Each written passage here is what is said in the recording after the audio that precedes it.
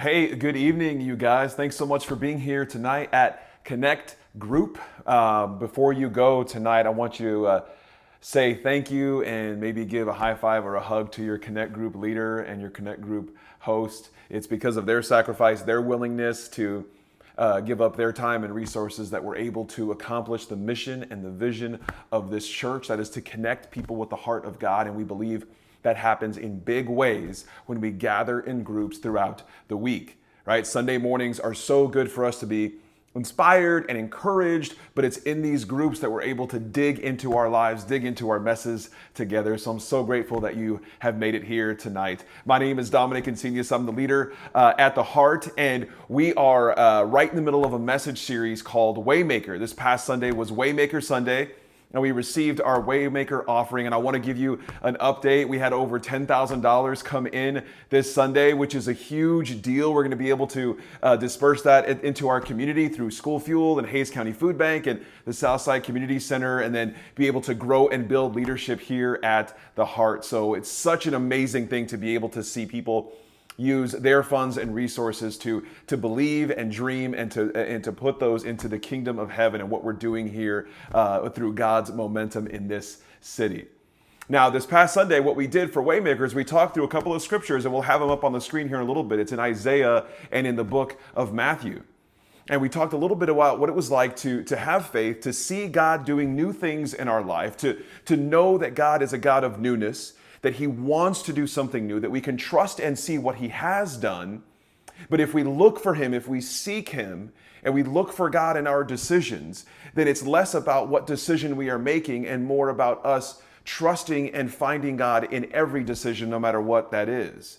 So I'm going to have the scriptures on the screen. You can read them now, or you can read them in a little bit. We're going to have them for one of the questions. But the first question that we're going to get into this evening has to do with someone else in your life. So our first question tonight, what I want to know is I want you to think about someone in your life that has amazing faith, someone in your life that their life has been changed because of their faith in God. And I want you to think about this, and I want you to tell us about someone in your life that God has made a way for them. God has made a way for them in their life in what they are doing. So someone in your life where God has made a way for them. And maybe how have you seen their life change because of their faith? How have you seen their situation change because of their faith? So let's use this time, this first question, to talk about someone else in our lives, someone that we see that we are inspired by their faith or inspired by what has happened with them, that their life has changed because of their faith. And let's talk about that together.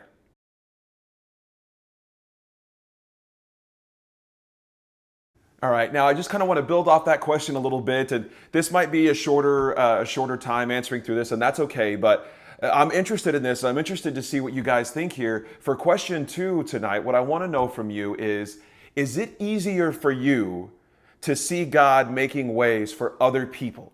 Is it easier for you to look at the life of someone else and say, wow, that is what it looks like for God to make a way?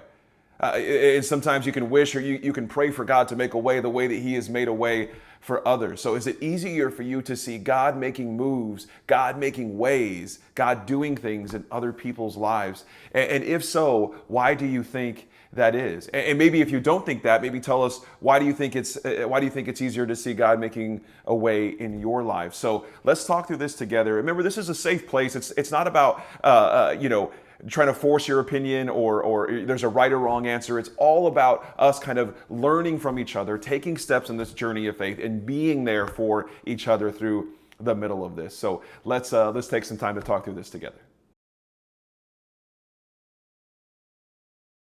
All right, now if you haven't read the scriptures already yet, I want to encourage you to read them now. Remember, it's cool to look at these in different translations, different versions. Some of us like to read different translations, and that's really, really good because it helps us get an overall broad perspective on what the authors of the Bible are trying to tell us about what they have learned about the nature of God. So I want us to read Isaiah 43, verses 18 through 20.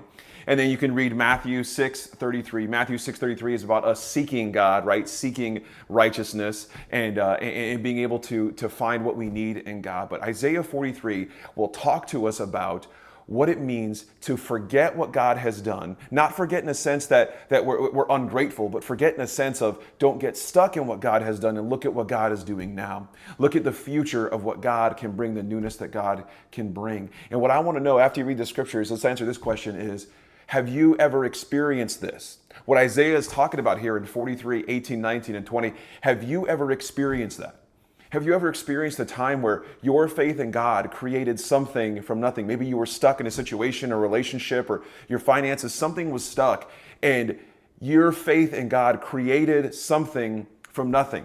Seemingly a path was created in the middle of your mess, in the middle of nothing, a path was created, and you were able to follow that and see God in that. So I'd love to know what you guys think here. Let's take some time to share our stories here.